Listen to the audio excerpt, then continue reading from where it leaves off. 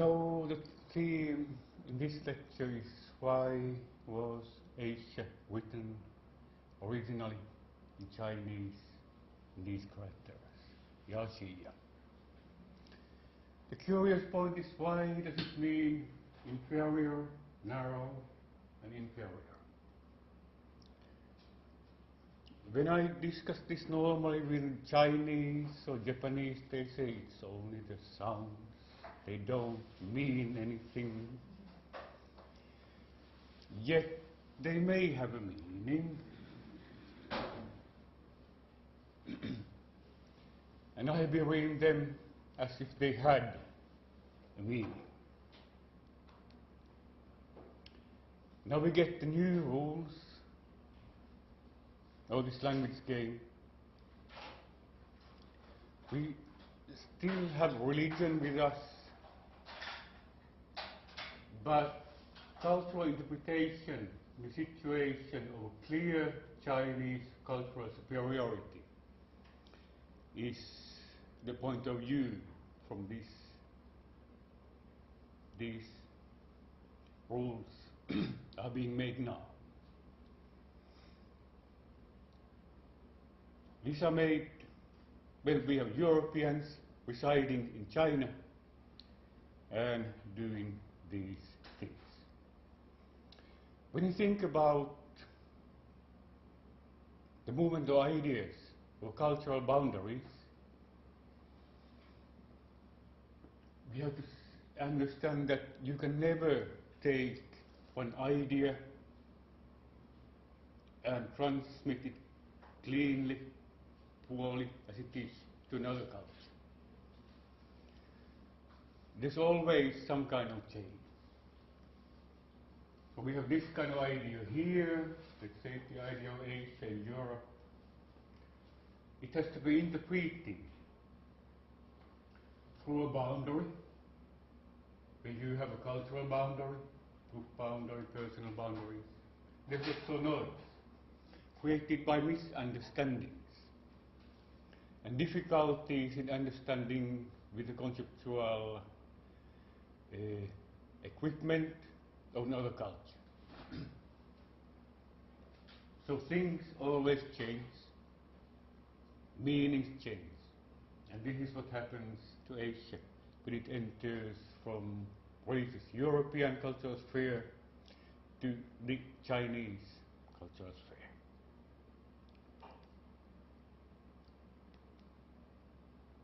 The person who was most important in these interpretations was Matteo Ricci.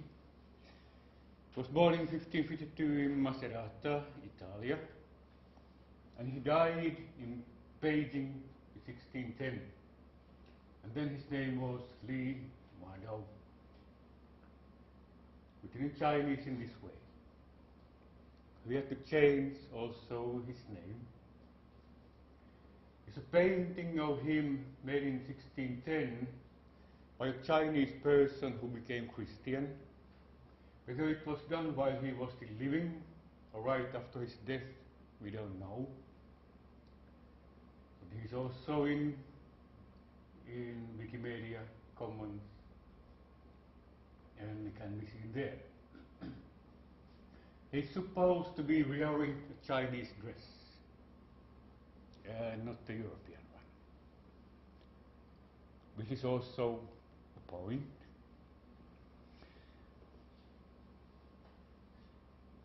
The Portuguese, when they traveled eastwards, were able to conquer small places here and there.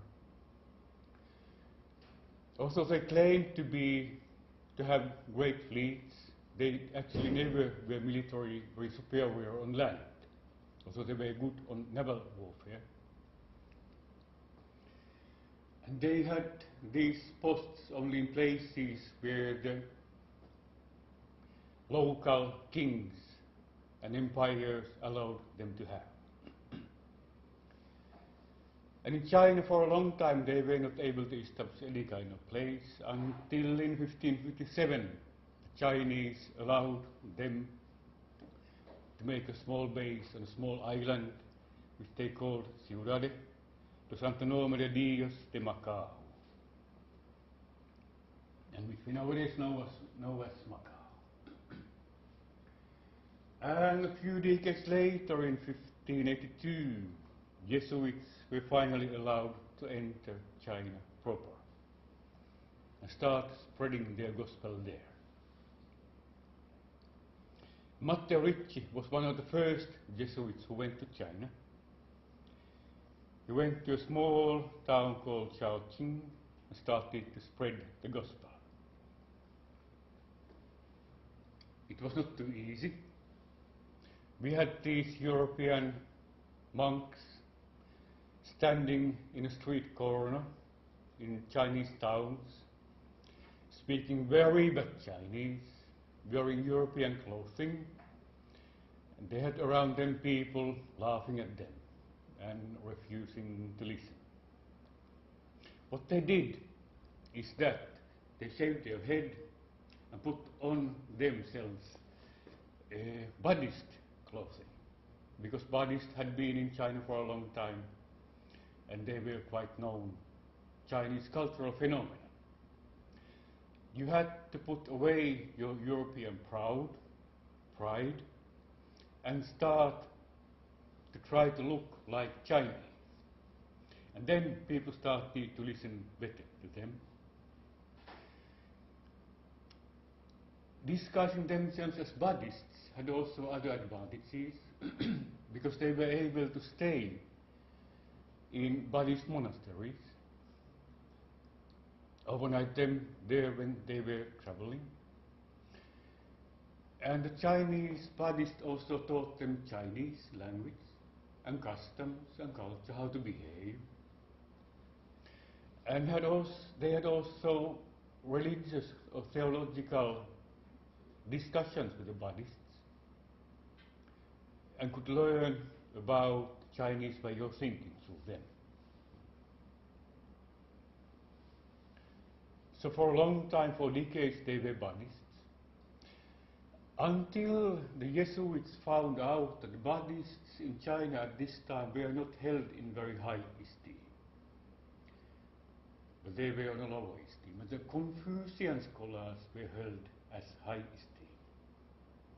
And then they changed their strategy, put on Confucian clothing, and started to behave like Confucian scholars. And then they were able to get to higher levels of society, because the Jesuit strategy was not to preach among the poor people, but to get to the leadership of countries and Christianize the kings and queens and other nobility, and through this strategy make the countries Christian.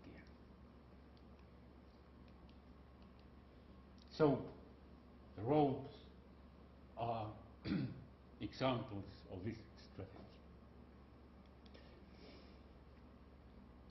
Then in 1584, 1 year after entering China, when his Chinese was still very bad, he drew the first map of the world in Chinese. Now, when we think of the Chinese cosmology, way of understanding the world, it also was a center.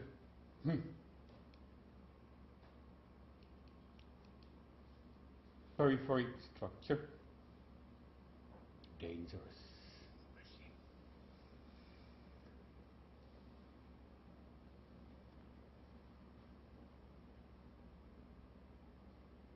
We have in the center the imperial capital, surrounded by a suburban zone, also under the direct control of the emperor and his administrative machinery.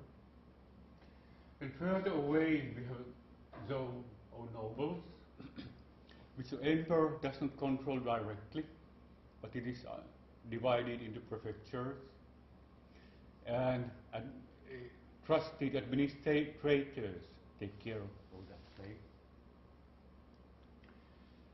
Farther away we have a zone called classification, which is where Chinese culture is not yet completely established. But there are still non-Chinese elements existing. So it is not yet completely civilized. And this is where you also may need the army to control the places. Farther away, we move already outside of China, and we get to a zone called invitation zone, where through tradesmen and diplomats and the military and so on, Chinese culture is spreading. And people are invited to join the best culture in the world, which is the Chinese culture. And after that, we have desolate zone, where you have only barbarity, strange people, strange animals, monsters, and so on. It's quite similar to the classic understanding of the center and periphery. You have the civilizational center in the middle and strange beings outside of that.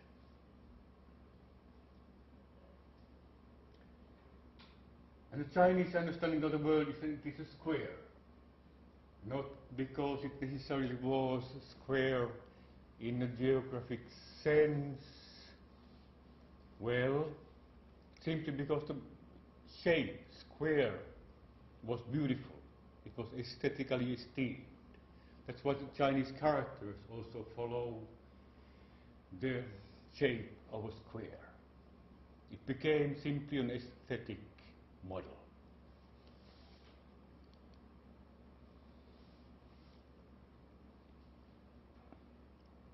The Jesuits in China tried to explain that they are Jesuits coming from Europe.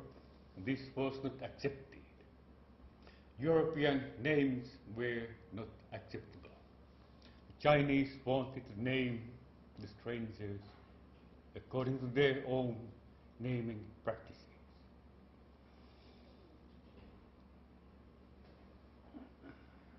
There were many names. Matteo Ricci, in his memoirs, tells about all these names that Chinese were using about them. Folangi is one name. It comes from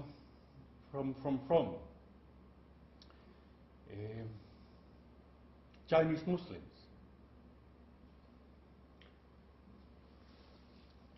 Folangi or Feringi in Southeast Asia.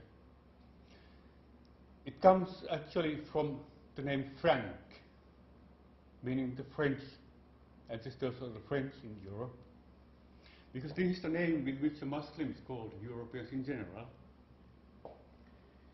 And the Muslim Chinese, who actually had been there for a long time, well, China at this time of history represented to a certain extent the United States nowadays. It was the richest place on earth, and people were moving in. Muslims had been coming into China for hundreds of years already. And because they had been there for a long time, they had established themselves in the Chinese society, and many of them were actually even high administrative posts. So they used this name for the strangers, knowing that they came from Europe, but this was the name for the French Europeans.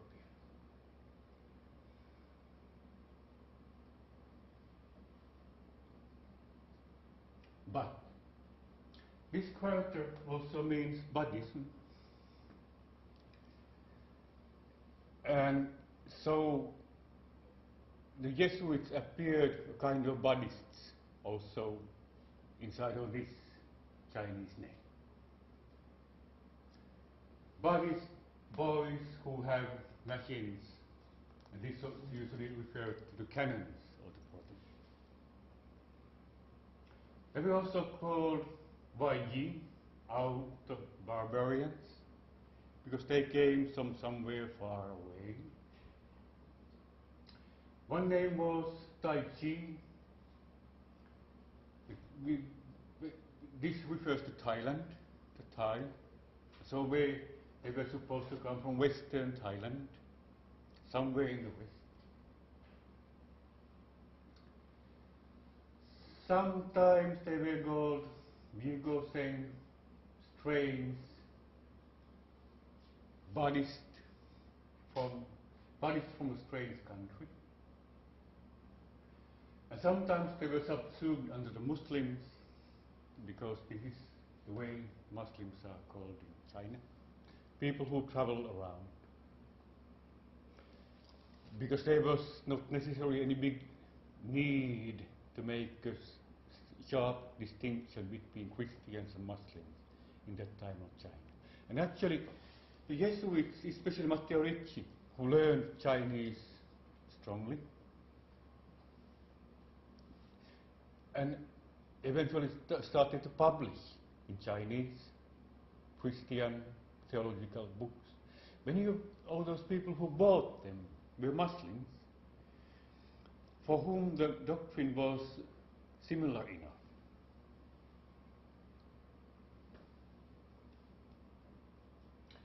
Then how did Europeans look like?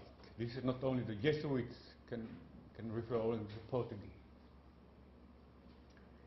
There's a book by Zhang Jie, published perhaps 1617, perhaps 1618. Thoughts of the Eastern and Western oceans. And there's a description of the following. They are 2 meters tall, have eyes like cats, and their noses resemble those of hawks. The faces are like white ash. The birds are tightly curved, like black gulls, and their hair is nearly red.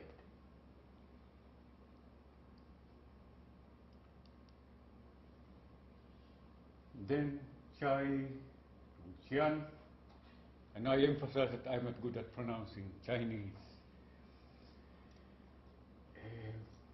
Published also a book where he had pictures of Eastern barbarians, but it contained also pictures of Western barbarians. Here we have Annam, a Vietnamese.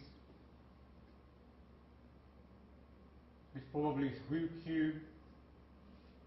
Here we have Seiyo, the Western Ocean, but this did not refer to Europeans, because Western Ocean in China this time referred to the Indian Ocean. These probably are people from Burma. This I have not been able to decipher, but could be from the Silk Road. And then we have here Tianju Tenchiku, India. Picture on Indian. What we have here is clearly a monk, Christian monk, kneeling in front of a picture of Virgin Mary and Jesus.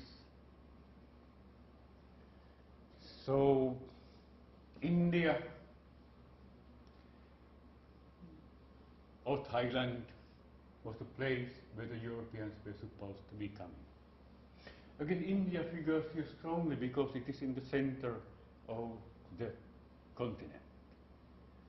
A specific civilization there, and what was to the other side of that place tended to be understood as somehow like an India. Europeans did the same at this time, calling everything in the East India. Chinese did the same, understanding everything in the West as India. There's also a picture of Black Devil. People who came to China were not only Portuguese or Italians or Spanish, but they also brought Africans with them as servants and slaves. So they appeared in two skin colors, as white and also black, who were coming from the west. And if we think of the probable physical appearance of European and Chinese eyes, we perhaps can use pictures of Buddhist devils as a model for them.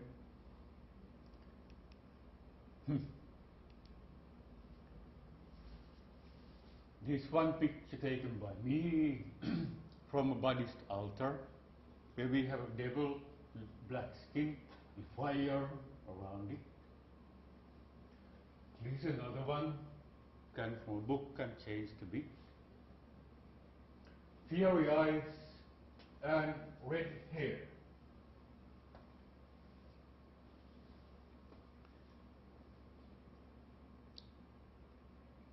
Why red? Because probably none of the actual Portuguese or Italians or Spanish, mainly Portuguese and Italians, had red hair, what we understand the color nowadays. It probably comes from these pictures of devils, because red referred to fire and fierceness and so to barbarity. And if the hair of these pictures could also be blonde or brown, any other color but black. And if you, I don't have it here, but if you look at pictures of Buddha, the way it was drawn in China, the hair was always black. And this was something else. These devils were drawn with other colors.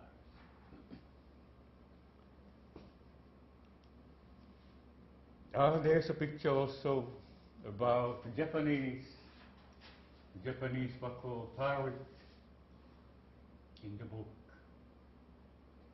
Not very nice, and a word, because the wakos were doing great damage in Chinese coast at this time, robbing cities and people, and were not very much liked by the Chinese at this time. There are periods in China-Japan relations, sometimes better, sometimes worse. This was one of the worst periods. It is also short because the Chinese considered Japanese to be dwarfs. Okay. This is a Chinese copy of the first map drawn by Matteo Ricci.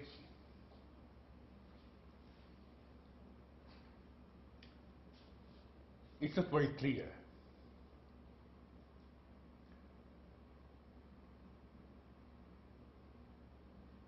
But it is the nearest we can get to the first map of it. What is important here is that here the name of Asia was first time written in Chinese characters. Here we have Ya, Xin, Ya. Another important thing is that what do we have in the center of the map? Well, we have China almost in the center. As we saw an hour ago, Europeans had just before this started to place their own continent to the center of the map and at the top. The Chinese who asked Ricci to draw this map did not understand this kind of model, that China would be in the periphery. So Ricci clearly was adjusting himself to the Chinese understanding of the world. China is almost near the center. Another thing is that the name Asia does not touch China. It is here to the west of China.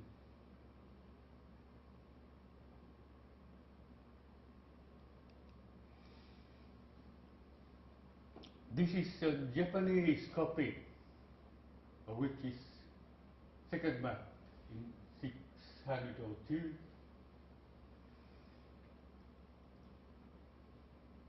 And again, here, the shape is a bit better.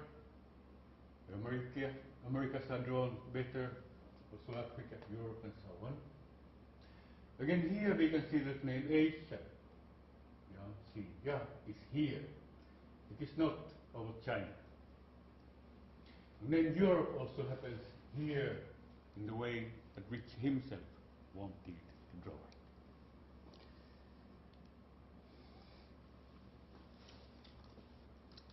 Here it is written in the way which he did it in 1602. He had by this time been in China for 20 years, about, and knew Chinese already very well.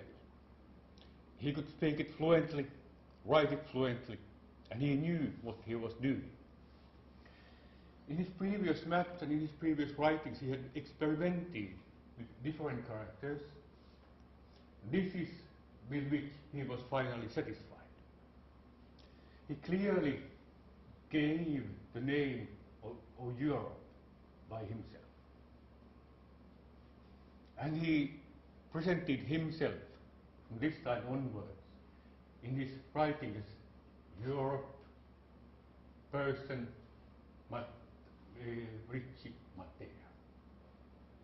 So it was a question of personal identity. What do these characters mean if we read them as pictures, things? Well, this nowadays means vomit. Europe is the continent of vomit in current Chinese.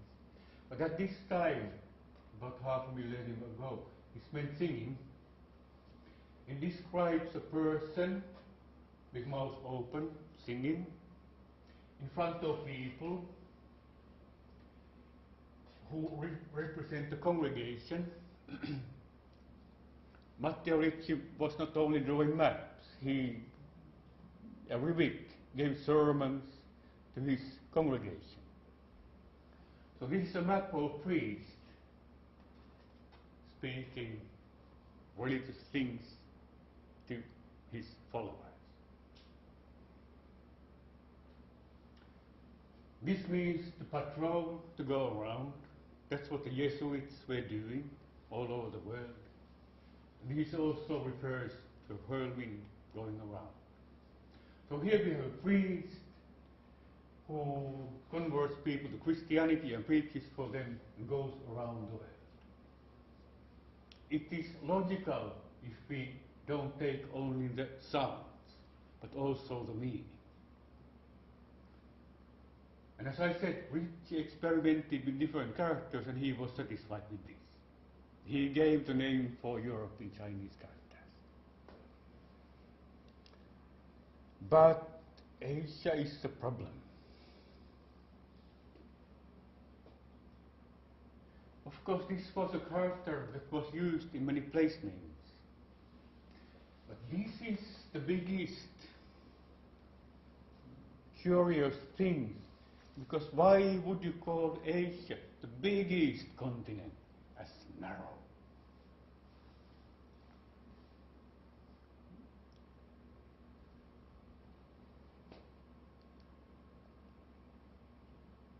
Let's take a look at the meanings of this character. I've used Robert Morrison's dictionary, published in 1815. This is a long time before the Opium War. So at this time, there still was no question that China was the mightiest country in the earth. Dictionary of the Chinese language. And it has different meanings, like ugly, like a hunchback, the second in order. Next to a superior or senior is called Ya. The thing that is forked is called Ya. Husbands or two sisters call each other Ya.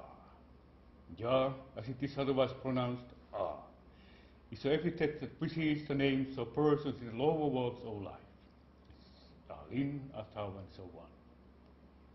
It was a character having bad meanings. Lower level meanings. The name Asia does not appear in this dictionary. Not once, because the name had not entered Chinese language. It did not exist.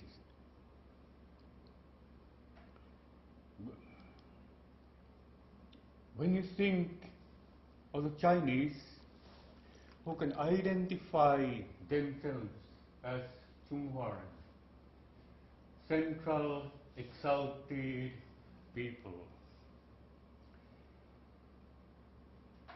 there's no logical reason why they, 500 years ago, would have wanted to understand themselves as persons of an inferior continent.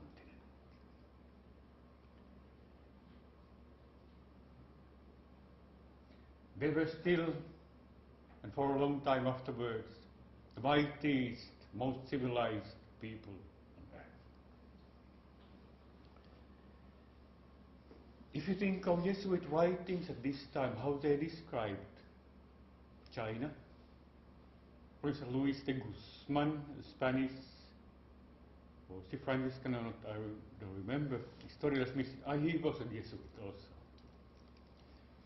Right like this: una de las buenas cosas que se conocen de los chinos es la policía gobierno que tiene en sus provincias y repúblicas. One of the good things that is known about the Chinese is the politics and administrative system in their provinces and belt republicas, kingdoms, states, but anyway places. The Jesuits admire China, especially the administrative system, but also technology.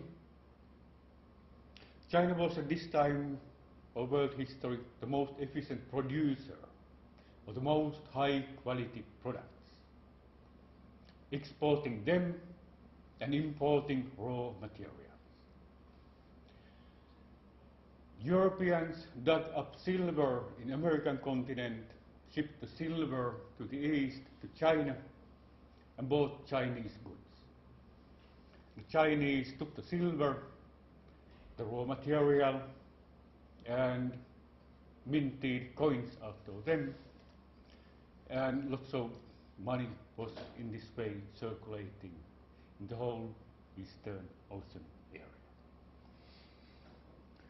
Jesuits also wrote textbooks of Chinese administration, and European bureaucracy was created on the Chinese model over the centuries.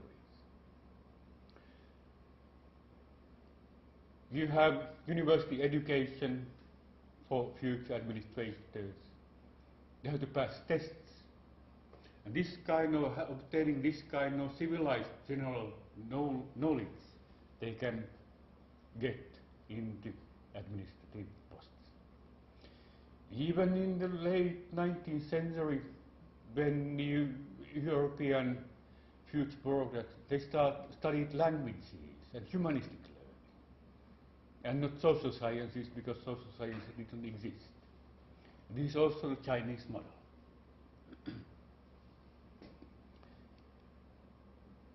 Álvaro Semmeira, another Jesuit, in his book on Imperial China, which I have read in Japanese as China Take Up a Ship.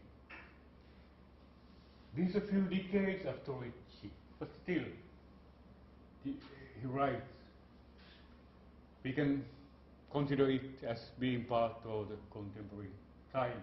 Asians are wiser than Europeans, but Europeans are stronger than Asians, which refers to the European weapons.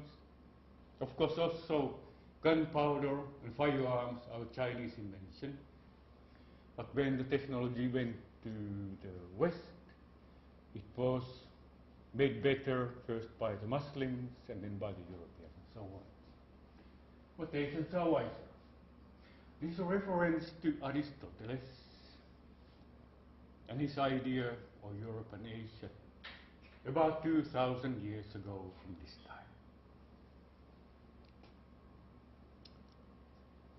So the Jesuits were considering Chinese as civilized, high-level people not inferior people. There are two stories about the map, the first map that Matteo Ricci drew. One is from his memoirs. It goes like this. The Jesuits had a world map hanging in the hall of their house. The Chinese guests wondered what it might be, and after learning that it was a map of the world, they wanted to have it remade in China. The governor, shouting himself, ordered Matteo Ricci to do the work. The governor wanted to print it and spread it around China. Ricci was not afraid of this kind of mathematical challenge, and he set to work, receiving help from friendly Chinese scholars. He soon produced a map, making it in the Chinese style so that it contained also various pieces of written information. So Ricci did the mathematics and drew the shape and got help from friendly Chinese scholars. And this is 1 year after he came to China. He needed Chinese help with writing the names, in translating the names. Then there's another story. It's a preface to one of Ricci's maps in 1601. It goes like this. Certain scholars of quantum requested me to make a map of the various countries I had passed through. At that time I was not yet thoroughly conversant with the Chinese language. So the map was translated by an official interpreter, and it could not in the nature of things to be free from mistakes. So in the year 1600, when I went to Nanjing and received instructions of Wu Hai, I prepared a second edition of the map for him. So it was a translation made by a person titled like this in Chinese. He was some kind of official. Of course, we cannot have had any official interpreters at that time who could interpret between Latin or Italian and Chinese. But there was a Chinese official anyway at that time, heavily involved with this translation work.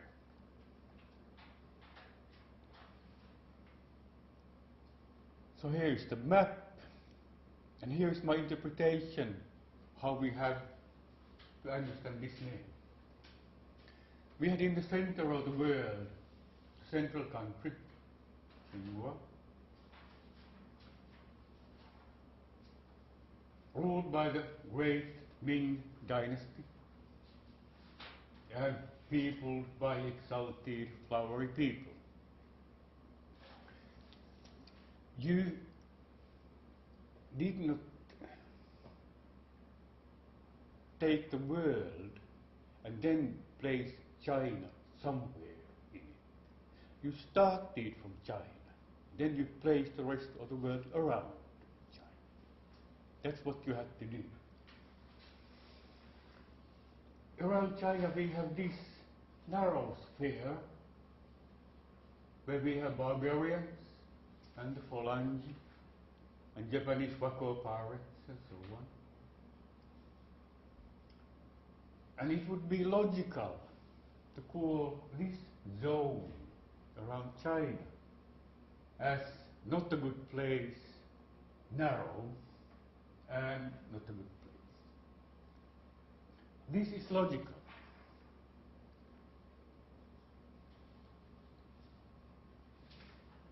And this is of course speculation, because we can't go back to history so much. But to my mind, this is the origin of the name of the continent in Chinese.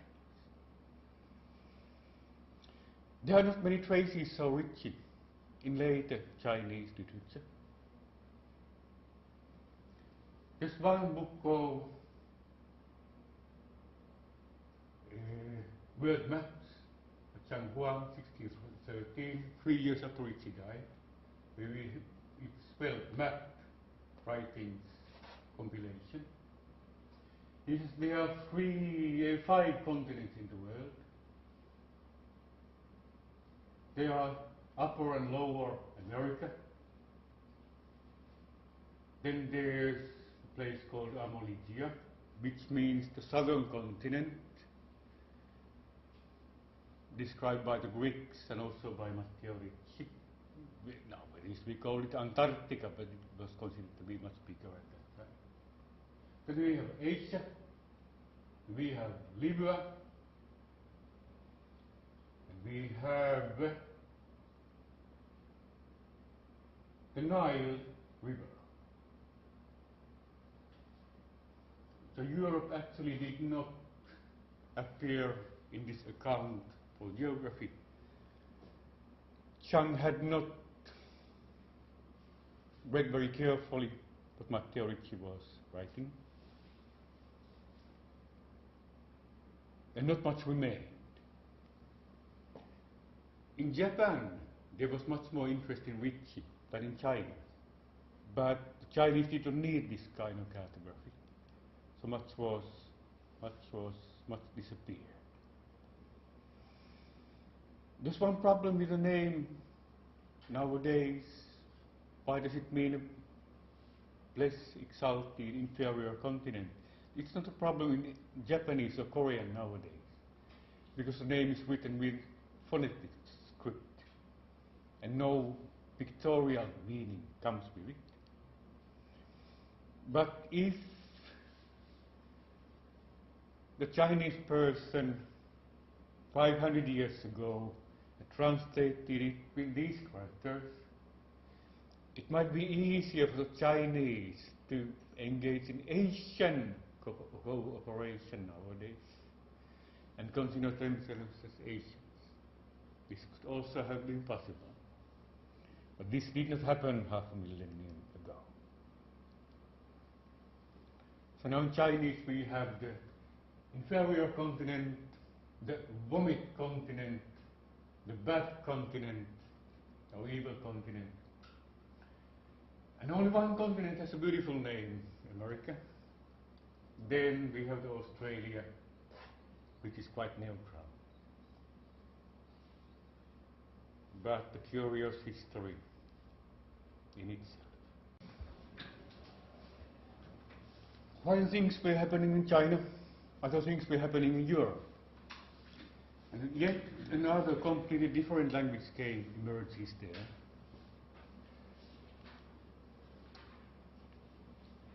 Now we enter real politics, but also anthropology as a science begins to be born. Linguistics as a science begins to be born. And with them, with these two, also racial theorizing. And now we start to get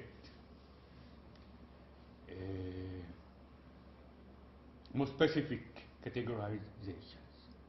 And these were attached also to the names of the continents. First, we go to look at the reinterpretation of the boundary between Europe and Asia, from here to the Urals. And I showed you this photo also before. This is where Russians still place the boundary. Because the history of this interpretation is so closely connected with Russia. Peter I, whom some also called Peter the Great, Finns Peter I. For specific reasons. He had an advisor called Vasily Nikitiv Tatishev, living at this time. And then there was a Swedish officer, captain called Philip Johan Strahlenberg, who in one of the wars between Sweden and Russia was taken as a captive in Ukraine, and he was taken all the way to the eastern side of the Urals, and he spent about 20 years there as a prisoner of war. And he met Tatishev there many times, and after coming back to Sweden, he wrote a thick book. It's about 400 pages about Siberia and Russia, called Das Nordöstliche Teil von Europa und Asia. It's a nice book if you sometimes want to read it. We published by Hungarians a few decades ago, quite accessible.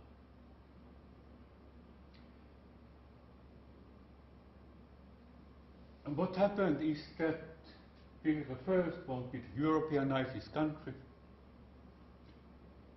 and he ordered Tatistchev to make new cartographies of Russia.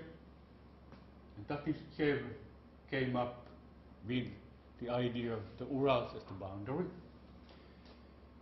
He made Stralberg to believe it, and he also visited Stralberg later in Sweden while he was writing this book.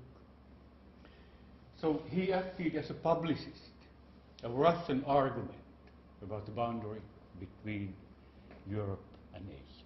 This became a bestseller of the time, translated into English and French and Spanish, because Western Europeans wanted to have knowledge of this new Eastern empire that was very strong in the East. So his ideas spread very well around Europe. The story of the meeting of Peter I and Tatistchev in Petersburg, 4 o'clock in the spring morning in 1719.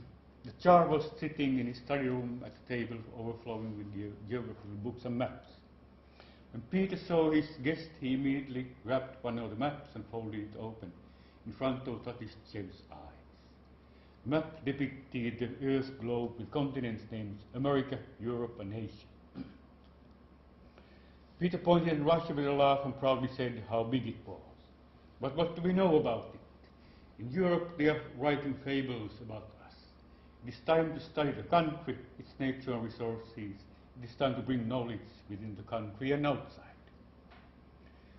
So this is a specific policy of public relations from the point of view of the Russians. About this guy, he was born in Philip Johann Tabbert in Pomerania, south of the Baltic Sea, nowadays part of Germany, at that time part of the Swedish Empire. He was made a nobleman by the Swedish king, later with the name Philip Johann Strahlenberg, and he Germanized his name in his writing as Philip Johann von Strahlenberg.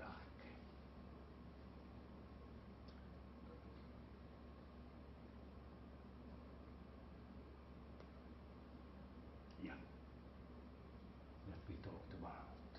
When he had a nice way of arguing in his book, based basically on Aristotelian rhetoric, ethos, pathos and logos. Ethos means all reasons why you have to believe the person who writes. So Strahlenberg also wrote eyewitness stories. He wrote what he saw. In practice, he actually compiled and stole things from his fellow officers who were also prisoners of war, because there were disputes after the publishing of the book who had done what. But he published everything under his own name. And because copyright laws at this time did not exist, it never actually came to much. But he talked about the Alten geography, Neuen geography, the old geography and new geography. So his ethos was quite traditional since the medieval times. He had been an eyewitness in Russia and Siberia. And for that reason his new geography was better than the old one. And of course this worked well in Europe and he was believed quite a lot. Then he discusses the geography problem with the continents and rivers, because you can't find a river cutting Asia and Europe separate from each other. You can have the Don, the Tanais, but it is a short river. It has no geographic sense.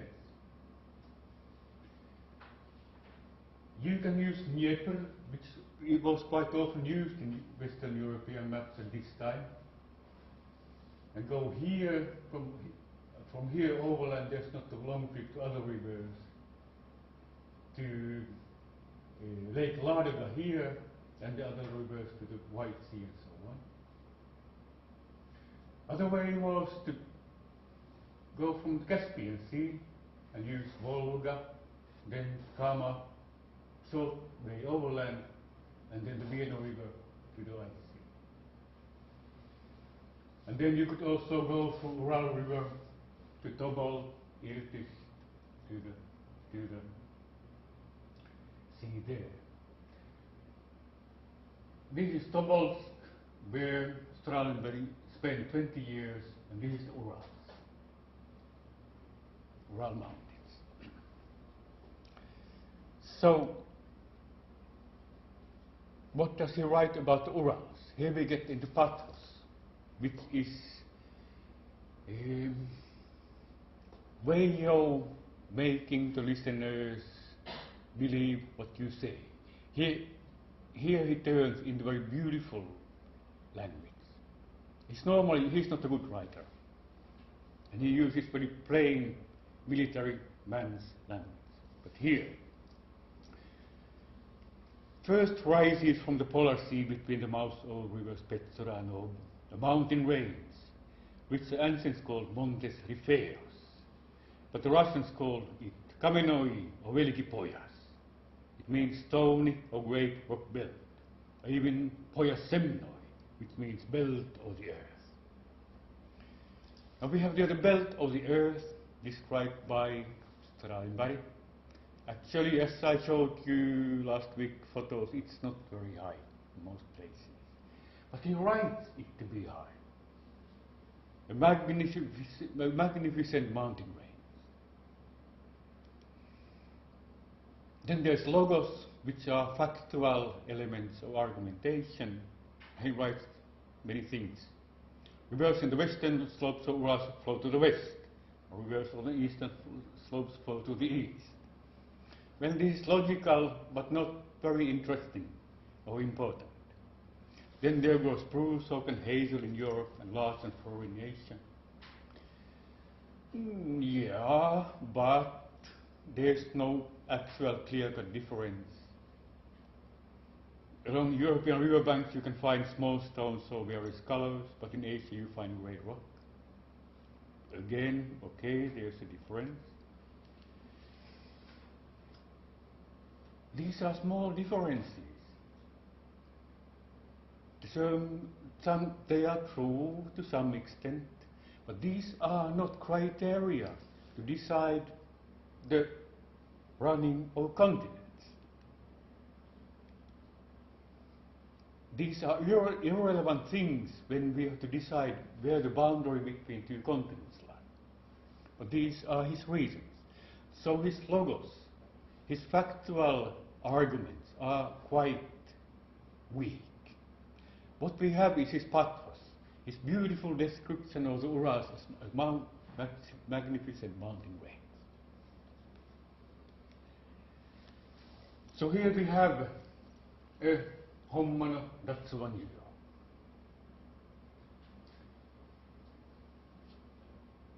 When Dnieper, if we think of it as a boundary, plays Russia to Asia, and Urals turns it into a European state. And Siberia, here, this is Russia in Russian letters, and this is Siberia. Siberia, actually, in Russian. There were two different cultural zones, actually, in Russian administration. Because here we have old Russian settlement, we have agricultural economy,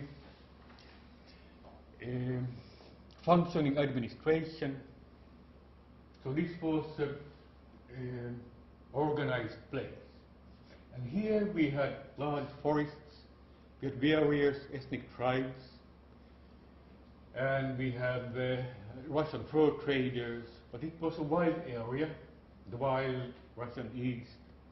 And it was not governed by anybody. There was no administration here, except in the small towns here in the Urals. So it was two different areas. And because Peter I wanted to elevate his country to the rank of a great power, to the same rank with the Dutch and the British and the French and the Spaniards and so on, which all had colonies and were conquering the rest of the world.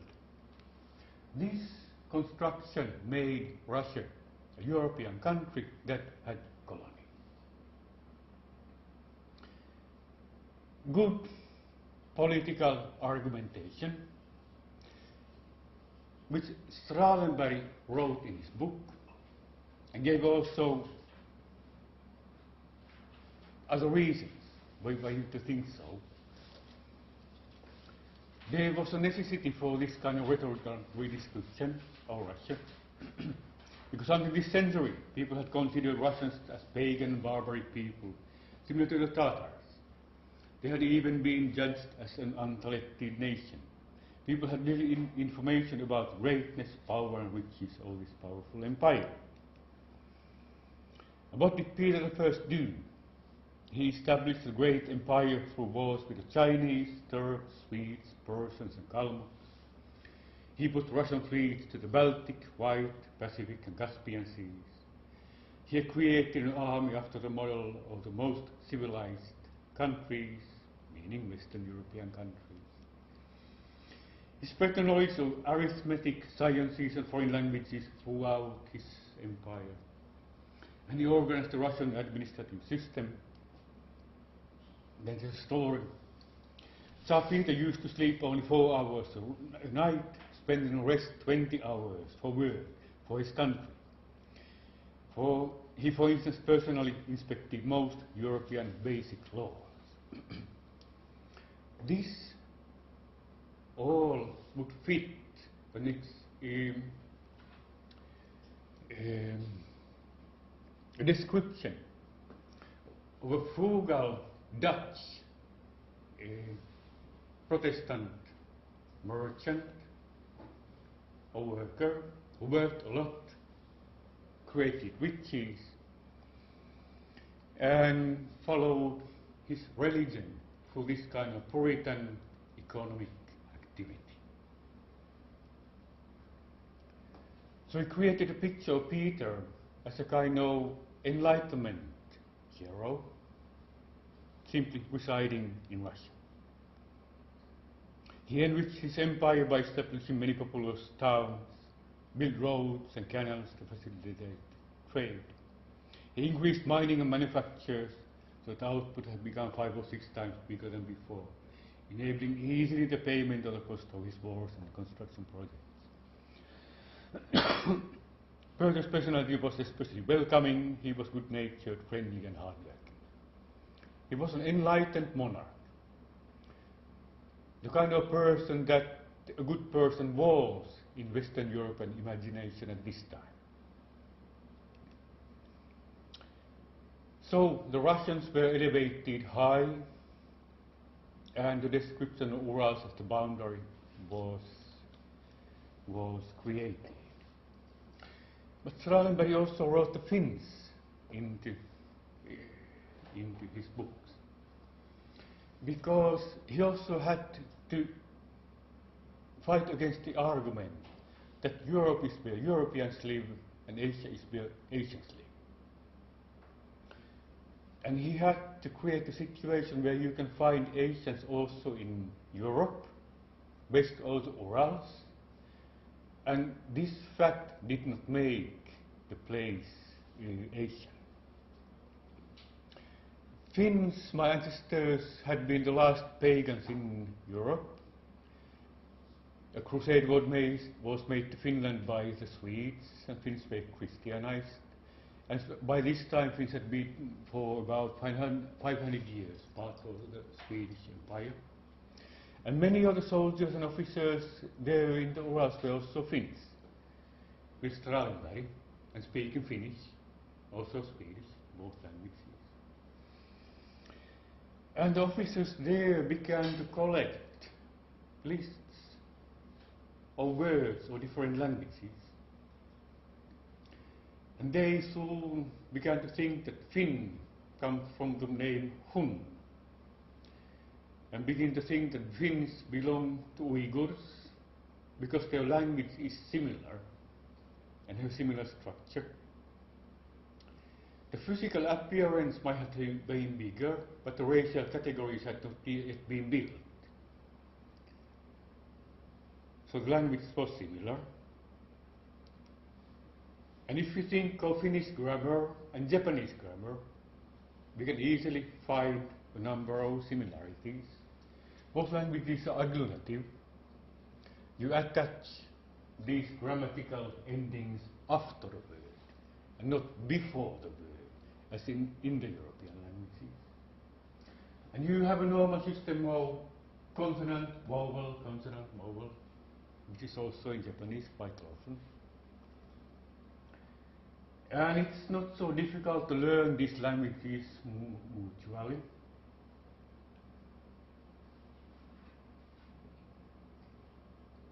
And if you look at these grammatical endings, for instance, the word talo in Finnish and ie in Japanese, there are no common words normally. But taloa, ieo, miru, they almost sound similar. Talon, ieno, almost the same. Talon, ieni. This means exactly to the house. Talolle, ie. This means to the near the house, around the house, somewhere there. Talapa. The Japanese in old times used to say pa, then they turn it into ba. Nowadays have wa. This is the old form. The question taloko, yeka. Also this connector ya, taloyama, yetsuchi. There are some similarities. So Finnish language is clearly related to the East. And this is what Strahlenberg and his companies found out. In the book, there's a so-called tabula polyglotta, where there are lists of various names, these are numerals, 1, 2, 3, 4, and so on, in different languages. And this is the beginning of European linguistics, the study of linguistics as a science. Because this was the first time when languages were organized into this kind of systematic system. Earlier, the biblical understanding that the people had built the so-called Tower of Babel to reach the heavens and compete with the God destroyed the tower and made the speech of people different, so they cannot understand each other, cannot integrate, and again become powerful. This explanation had been in force until this time, until Strahlenberg came. Started to combine languages into groups. Then all kinds of classification became into vogue in Europe at this time. Carl Linné, also from Sweden, he created in his Systema Naturae in 1735. And he was how old? 23 years old at this time. A system where all plants and animals, and also stones, can be classified into a clear system. He also classified people, and then he used 4 different races. Europeus Albesk, white Europeans, Americanus Rubesk, red Americans, Asiaticus Fuscus, brown Asians, and Africanus Niger, black Africans. Or Immanuel Kant, the famous European philosopher, He gave also lectures on races because he was interested in many kinds of subjects. And in 1775, for instance, in this lecture on den verschiedenen Rassen der Menschen, or the different races of human beings, he used these. Erste Rasse, first race, Hochblonde. High blondes, high whites, Northern Europe. Zweite Rasse, second race, Kupferrote, copper brown, which are in America. Dritte Rasse, Bloods, Schwarze, in Senegambia, which is his name for Africa. And vierte Rasse, Olivengelbe, the olive yellow people in India, Indiana. He was still using the medieval name India in 1775 for Asia.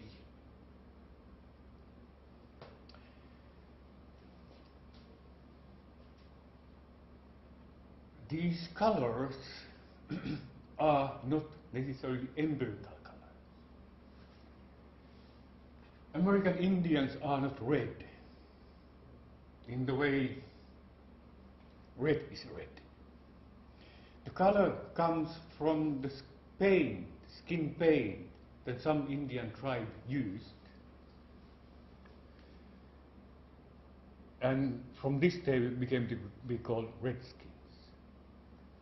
And yellow, Asians, Chinese, Japanese, Koreans and so on.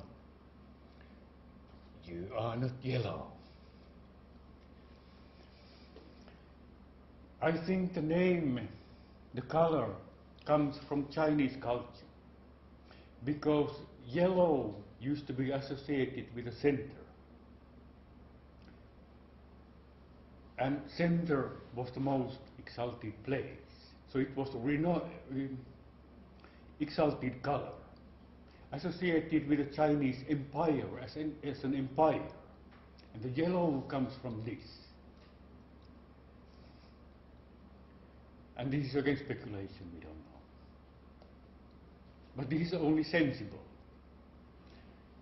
because I have been in Japan and China and Korea, and never once in my life have I seen a yellow person. Yeah, except myself. When I was first studying in Japan some 25 years ago, I used to drink apple juice, no, orange juice, which had some color added to it. After drinking it 1 liter for a year, my skin turned yellow. And it took many months until I became my own color again. But I'm the only yellow person I have ever seen here. Okay?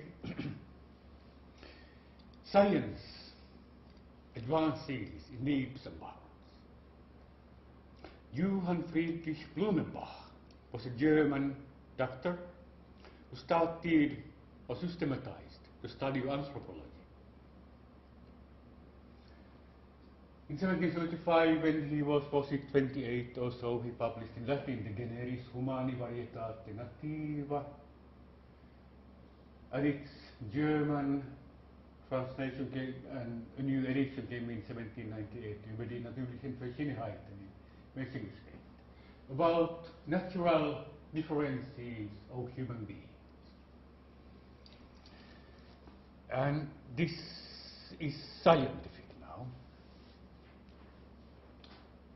He of course also took hair color and skin color and so on into consideration. But he thought that human skull is the decisive factor between races. And he had many German friends in Russia. And at this time he was in Hanover. And Hanover was part of Britain at this time. And he spent also part of his time, his career in Britain. So he obtained human skulls from the British and the Russians. And he had a collection of more than 80 human skulls at his home in Hanover. And on the basis of these skulls, which some were below the skin, he created his new classification of human races. Here we have a Tunguse, and Tunguse is ugly. Tungusian somewhere in the Siberian north. This is a Mongolian skull. And here we have a Georgi Rin, a female skull from Georgia. The most beautiful skull imaginable, as you can see. He thought the Georgians are the most beautiful people on earth. He started to call Europeans Caucasians. And why Caucasian? The race gets its name from the Caucasus Mountains, because in its neighboring lands, and especially in southern slopes, live the most beautiful people, the Georgians. All physiological grounds also point to the fact that here should be the fatherland of the first people. Why? We again have to go back to the Bible. Here is Mount Ararat, where the Ark of Noah landed. And from Ararat, it's only a short way to go to Georgia, where it is nowadays. So these people were favored by God, and they went to Georgia, living there, still in Blumenbach's time. They had to be the most beautiful, because they were direct descendants in this place from Noah and his sons. And other people, their children, went to other places. The farther they went from here, the more they became degenerated. So Blumenbach was not thinking that the world is getting better, but he still had a kind of older period thinking that the world is getting worse and worse and worse as time goes on. And human race degenerates the farther it goes. So the Mongols and the Africans and also the Indians are on lower level of development than the Caucasians who still live here around this area. Caucasian did not mean only those people who live in Europe, but also people who had same kind of skull structure here in northern India, in Turkey, northern Africa, and so on. Why was Georgia so important? This is because Blumenbach never went there, and he had only this beautiful skull of a young Georgian woman about 20 years old. A French traveler had went to Georgia a century earlier and wrote like this: "The tribe of Georgia is the most beautiful in the Orient. And I can say in the world, in this land I have not noticed a single ugly face of either sex, but I have seen faces of angels. Here nature has spiced most women with a charm which cannot be seen anywhere else. It seems to me impossible to see them and not to love them. My attractive faces and more beautiful forms that of Georgian women cannot be painted. Especially female beauty, in the final instance, became a sort of decisive factor in these racial classifications.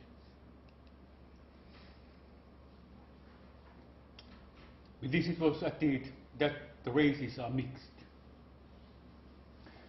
And the racial grading became like this. It was thought that Blumenbach respected Caucasus, but not others historically. It was so that in Sweden, Norway, Denmark, perhaps also in Britain, were living the most beautiful Caucasians. Then, the more you went to the south, you get more African elements mixed with them. And the more you went to the east, the more you get African elements into them. But here we have a completely yellow country, which is Finland. Because Blumenbach got from his German friends in the Russian army, skulls that were classified as Finnish skulls.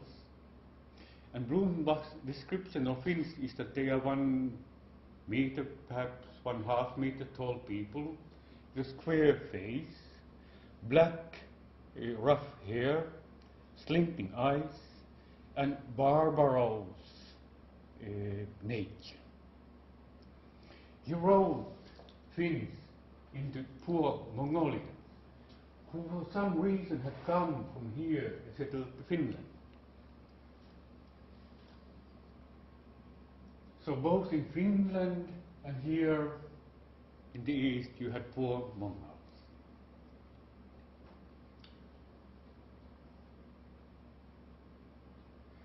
And as we can see here, the racial discussion was different from the geographic discussion.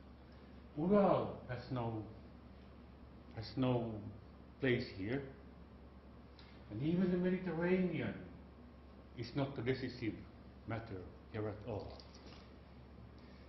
It comes at the same time. It uses the names Asians and Europeans and Africans, Indians and so on, but yet it is a quite different discussion when you draw it on the map.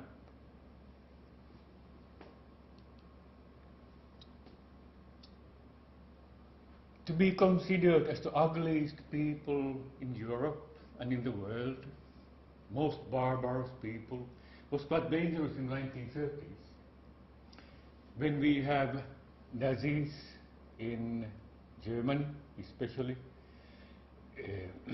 arguing a lot in racial terms. The Ministry of Foreign Affairs of Finland started female beauty contests in Finland.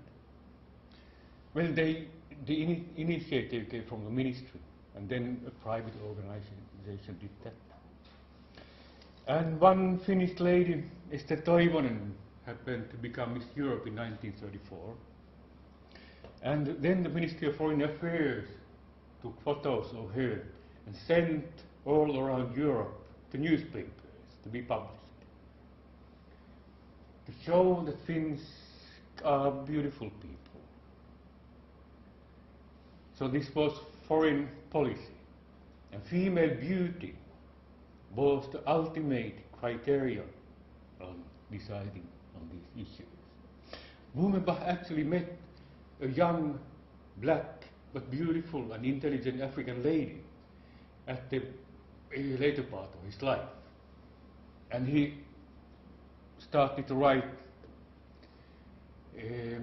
that Africans are intelligent and beautiful, but he never met a Finn, so Finns remained at that stage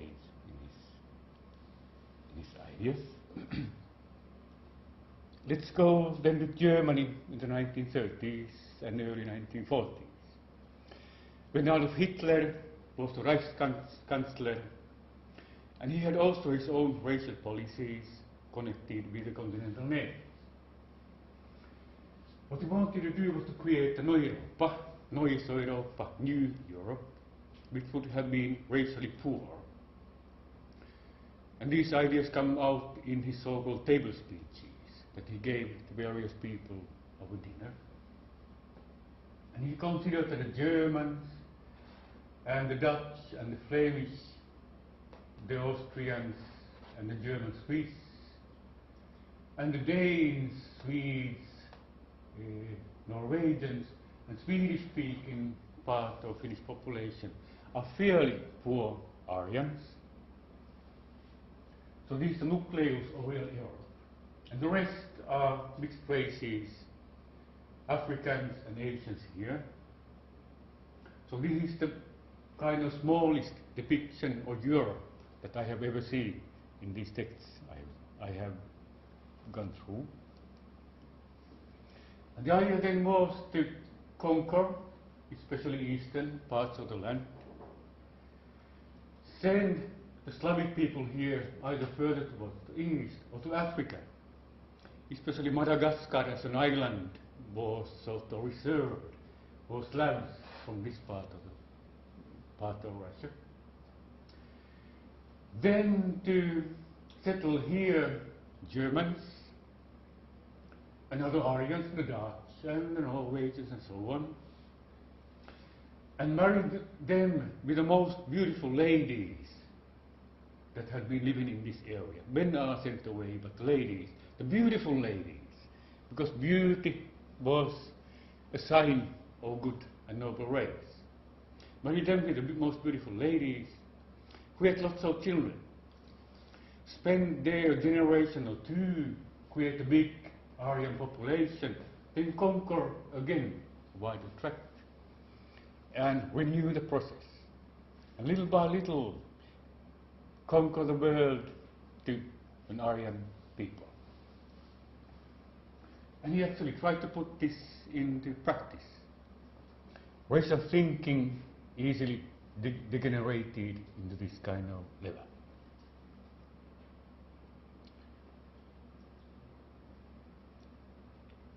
So this is what happened in Europe. What the relation of this towards Asia, Japan, China, and so on is that Europeans, it's not only the Germans, you can find similar things in France and Britain and so on.